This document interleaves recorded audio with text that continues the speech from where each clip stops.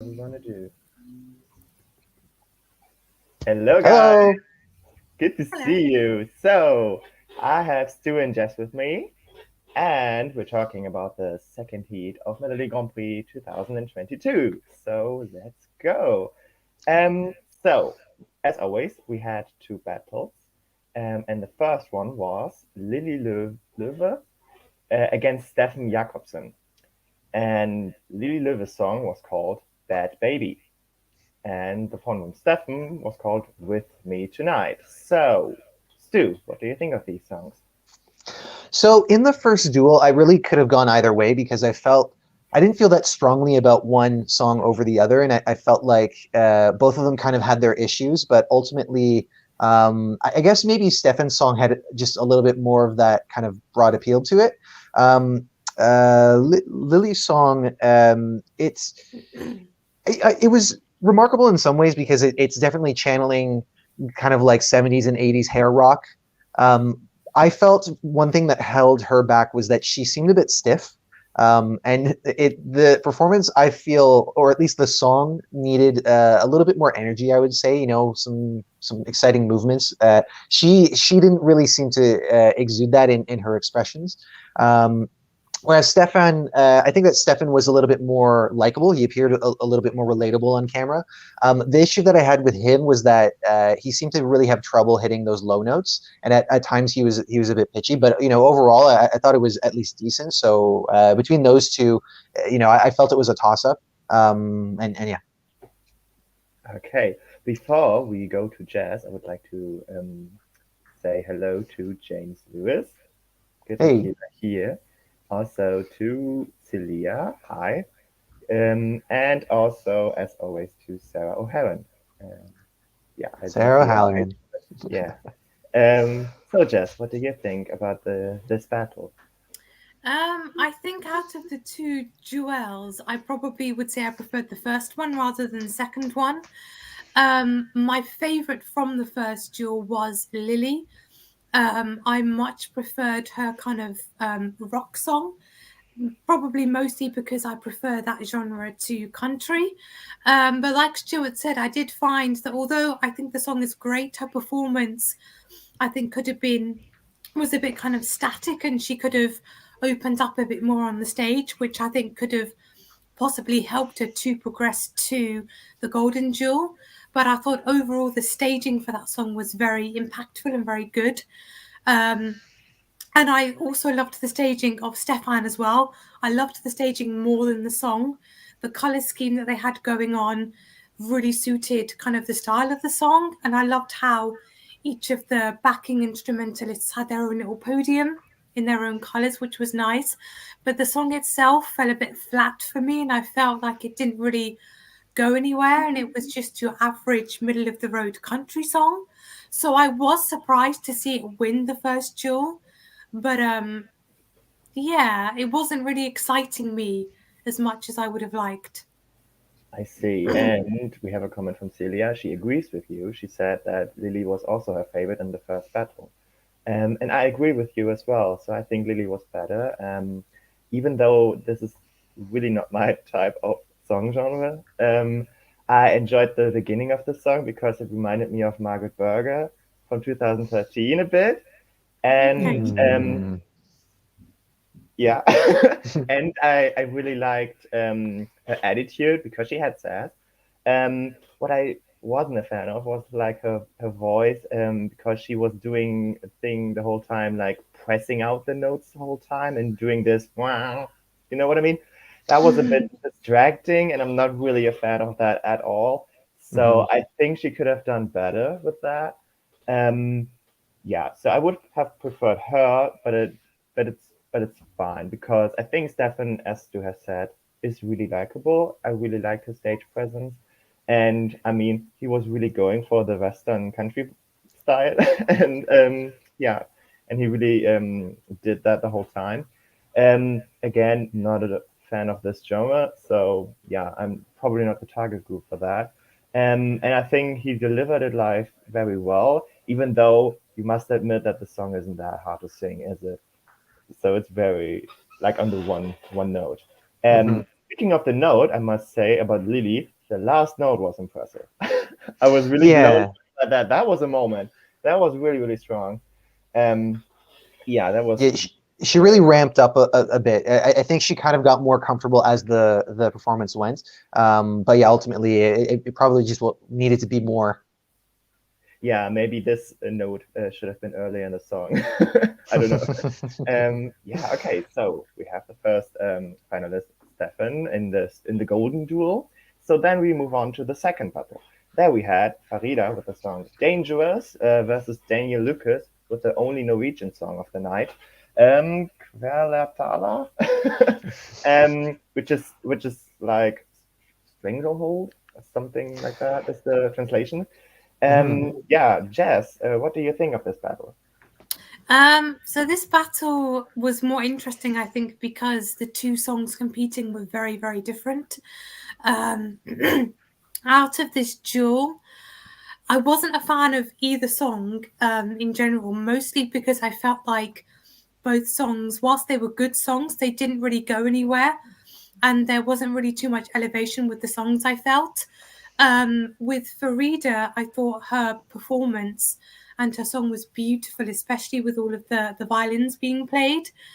But I was waiting for like a really big elevation, like a big note or big drums and a huge explosion or something to happen, and it didn't, which kind of disappointed me. But in general, her overall performance and her vocals were very good, I thought. It's just the song wasn't kind of grabbing my attention very much.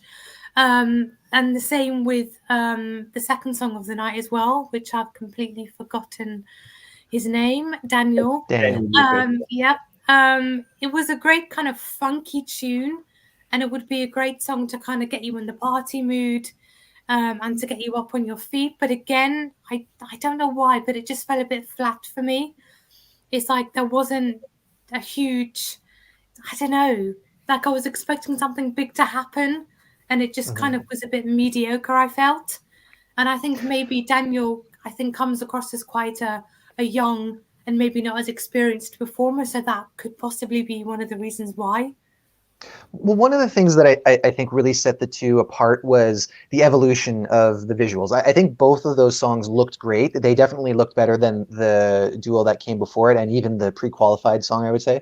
And they just had a visual identity. I think the thing that Farida's song had over Daniel's was evolution, because it all started quite soft, and her being the focus was kind of broken apart a little bit, or like offset at times with the violinists that were off to the side.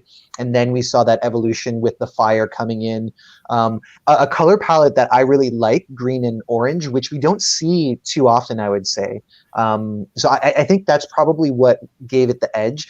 And, also too, I think that with Daniel's song, one of the early criticisms that I saw was that this is like Benjamin Ingrosso 2.0. I really like the song. I thought it had a really great groove, and it doesn't feel, excuse me, it doesn't feel quite as in your face as similar songs can be, where it's kind of all about like this kind of good looking dude, and he's singing about a girl who, whatever, he either loves or dumped him or whatever. It was more interesting of a song for me, and I was hoping that it was going to go forward. But, speaking to what you said, excuse me, speaking to what you said, Jess, I think it lacked that evolution. Lasers looked great. It was really, really, it was great to watch. But after about a minute and a half, you're kind of expecting for it to be elevated a little bit more, and to see a bit of a shakeup. So, I mean, I definitely preferred Daniel's song over Farida's, but Farida definitely had the edge when it came to visuals. Yeah, so I think I agree with both of you. So the visuals were both very, very good. And I think the choreography of the violin players was amazing. I really liked that. Especially in the beginning, I was like, okay, that's a very interesting pose to play a violin in the squatting one. Like, I think in yoga, it's called the goddess pose. Why not? This song, like Dangerous, really reminded me of a James Bond song. I really got this kind of vibe. And I think her voice was probably the best of the night, I would say. I really enjoyed that. I think the beginning was a bit weak, especially in terms of her pronunciation. So I had some troubles to understand her. But once, like, her mic was in the holder, I think that was the moment when she really got herself together, and then it was way better. So as you may recognize already, she was my favorite of the night. I'm pleased with the results. So to ESC Met Gaga. Who went through? Farida went through. Spoiler. Yeah, so really, really happy about it. And again, her visuals were great. I think I liked her outfit. I also liked the black and green combination. Me That was really too. cool. Especially because it's a bit of a mix, because the song is quite like a ballad and very dramatic, but then the style is a bit different than you would expect, right? So that was cool. About the second one, Jenny Lukas. First of all, he was singing in Norwegian, which is always a plus, as Celia agrees, because she said, no, that was the wrong comment, sorry. There you go. She gave all of the votes to Jenny because, as a Norwegian, I am partial to Norwegian songs. And I think we have this kind of voting pattern to a few songs when they're in the native language. So a plus for him. However, he didn't get through with that. I think his choreography reminded me a bit of Robin Bankson from 2017. I loved the lasers; they were great, and I really liked this game of this play they were doing about the backing dancers, because they had the same look as him. So they were kind of playing like, okay, he's like having a mirror or something. At least in some scenes, it looked like that. So that was really cool. I also liked the retro vibe, and at some point, the music reminded me of Daft Punk, and I'm a really big fan of that. So that was cool. Yeah, so I can imagine him coming back in the future. I think that was one of his first experiences on MGP. So I think it's good to have him in the heat in general. So before we go to the gold duel, I would say we talk a bit about the automatic qualifier. So as always, in every heat, there is one automatic qualifier from the jury already decided to be in the final. And this time it was Christian Ingebrigtsen with the song Wonder of the World. So, Stu, what do you think about this performance? So this song, I have to admit, I really wasn't giving it that much attention. And I guess there's a bit of a pun in there because Christian was involved with the writing of Attention, which won MGP 2 years ago. But I do think that when we saw it, he did sell it a little bit more. The song by itself, it's quite cheesy and a touch theatrical, the kind of thing that you'd expect out of a musical. The main character is singing about a love interest or something like that. But I do think that he sold the performance pretty well. Staging was quite simple. I have to say it wasn't basic, but it conceptually it wasn't high concept in that sense. And I think for a song like that, you definitely don't want to overdo it. You can elaborate on the concept a little bit, but I think that it was a tasteful choice for the song. I'm still not that excited about it, but at least I feel like his intentions came through in his performance. Yeah, I agree. Jess, what do you think? Well, I'm almost a complete opposite to Stuart, actually. I really love the song. Yes, it could be perceived as being a bit cheesy or a bit dated, but despite this, I do think it is a very beautiful ballad. And I think that Christian performed the song tonight very well. And we all know that he is a very seasoned performer anyway. But I just absolutely loved everything about it. It was beautiful from start to finish. I was captivated by the performance. I think maybe it would be nice to see him leave the piano at some point, rather than just being stuck there for the whole song. But otherwise, this is definitely one of my favorites from this year's MGP, which is no surprise because it's cheesy.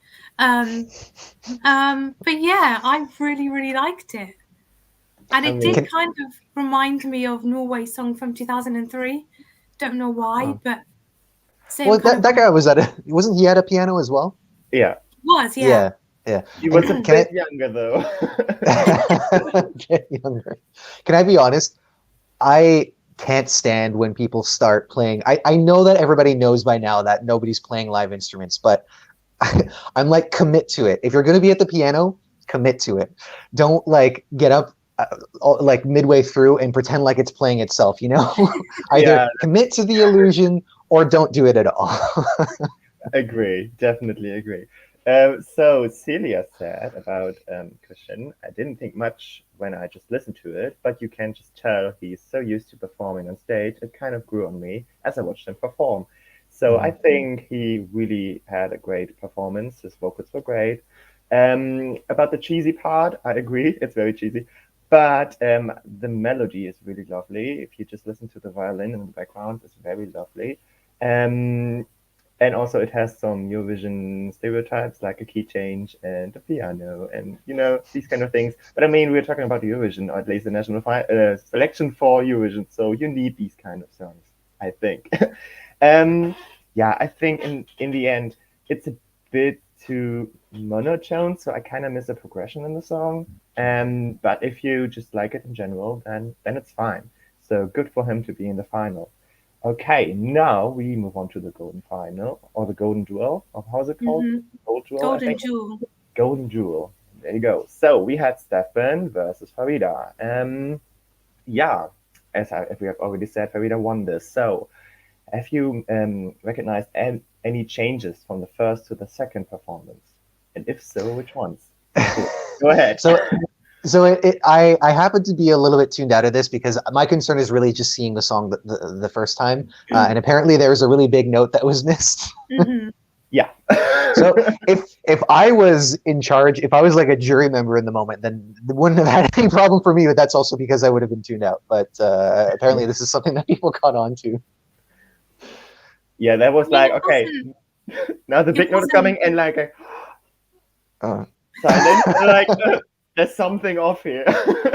But then you could hear kind of like, I must have been a backing vocalist. You could hear someone still singing at that point, but it was very quiet. Yeah, exactly. So that was a bit weird. But as you can see, you can still mess up with one exactly note and then still win this. So that says a lot about her song and about her general performance, that it wasn't that important, and that Stu didn't even realize it. So I think that's well, on a serious note about that, like one thing that I see people do sometimes is when somebody is, let's say that somebody's singing a very vocally challenging song and they're not getting everything exactly, but overall the performance is pretty good. It's very easy to point to that and be like, oh yeah, that person can't sing. But like, you know, it's important to remember that singers are not robots. They're people. They make mistakes, and really the overall performance is what matters. And it seems like people were still won over by it anyway because she advanced. So I think it's kind of important to illustrate that a goof here and there, like in this case, it was more of a goof than like, you know, slightly missing the note. But you know, you can recover from that. It ultimately it is about the effect that it has on the audience, and it shouldn't be about like, you know, holding up those not auto tune, but those devices that measure like the exact pitch of someone singing, like, and seeing like if it's exact. Or karaoke machine. That's what they're doing, right? Yeah, but even like a guitar tuner, like, you know, the kind of devices that you would use to measure if something is like perfectly in tune. Like, obviously nobody actually does that, but what I mean is like sometimes people think that that's the most important thing, when ultimately, if let's say like your voice breaks in a song and it's a really intense emotional song, sometimes that works. It ultimately it's about the feeling, and I think that at least here the feeling came across. Yeah, I agree. A very good example is like Sia, because she's always having this crack in her voice, and she wouldn't be very good at karaoke. But overall, she's an amazing performer. So who cares, honestly? She wouldn't get a perfect score on SingStar. Yeah, exactly. Yeah, very good. So before we wrap this up, what do you think about the winner, like Farida? Do you think she has a shot to win MGP overall? You go first, Jess. This is a no for Stu. What do you think? I mean, I'm happy with Farida as the winner of this semi-final. I think she was the deserved winner from tonight's show. As for the final, I do think that she could potentially stand a chance of sort of reaching the top 5 in the final or reaching the very end of the final. But then I'm also very aware that there are quite a few other kind of female solo ballads in MGP this year. For example, Elsie Bay, just one example. And so I think then it's going to be quite hard for all of them to really stand out against each other. So there's a part of me that's kind of thinking, okay, this is a really good song. She's got a great staging. She sounds great. So she's going to do great naturally. But then you also have to factor in other similar style of songs that could work against her or work against the others. So I'm thinking she could maybe be kind of top 5 or top 3. But then at the same time, all the others could cancel her out and she might not be. So in short, I have no idea. Okay, that was a good summary too. Okay. Yeah, so firstly, this format is still pretty new for MGP, so I accept that it may be a bit too soon to say that we've never seen a winner from the semifinals go on and win the whole thing. Although it is true, and maybe at some point it will. I don't think that this is going to be the year that happens. If it came down to her and let's say the winner that we had from last week, I would say that I would prefer her, but I still do think that ultimately it is going to be one of the pre-selected songs that wins the entire show at the end of the day. I do think that from a visual point of view, she definitely has the edge over Elsie Bay. I understand that a lot of people were quite underwhelmed with that, and I didn't think it was bad, but maybe again lacking that evolution that Daniel was lacking in his staging, whereas this has it, and I think that these kinds of duels really emphasize the importance of that, especially because when we get to Eurovision, that's such a crucial element, and a lot of the songs that end up failing are the ones that give us one image and nothing else. So yeah, I don't see this necessarily winning MGP as we by the time we get to the end of it, but I don't think that the remaining semifinals will give much of a challenge to her, let's say. Okay, so we kind of have an agreement from Celia. She said, I honestly don't think so. There will be many good songs in the final and she might not stand out enough, which is always a risk for ballads, I think. I remember last year we had I Can't Escape.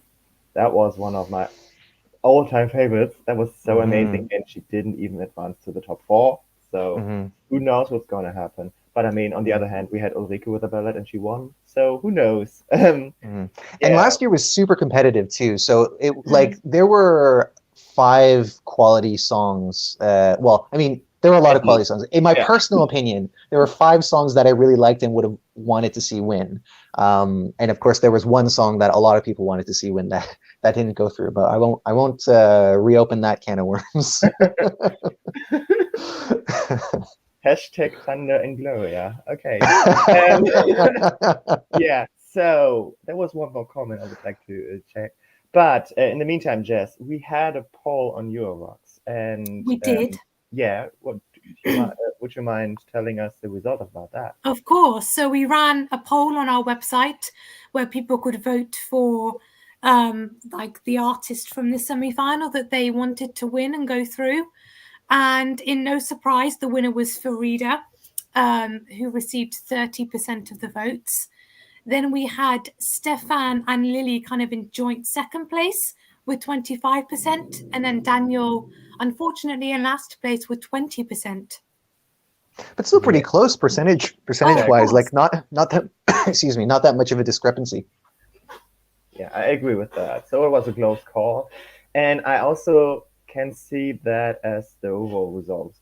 So the real one could be 30 to 25, and then in the golden final 55 to 45. I can see that happening. So so one more comment from Sarah O'Haran. She said, I think Farida looks a bit like Roxanne. Do you agree with that? A little bit. I didn't notice that, but I'll have to go back and watch.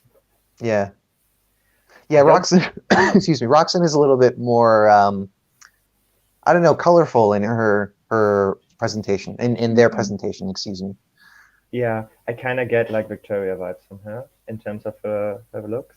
Mm. So I wouldn't necessarily agree with that. Okay, so I think we covered everything. So yeah, thanks for joining us. It was a real pleasure. Thank you, Stu. Thank you, Jess. Thank and you. yeah, thank you. And then yeah, we will see us again very soon. Bye. Bye. Bye.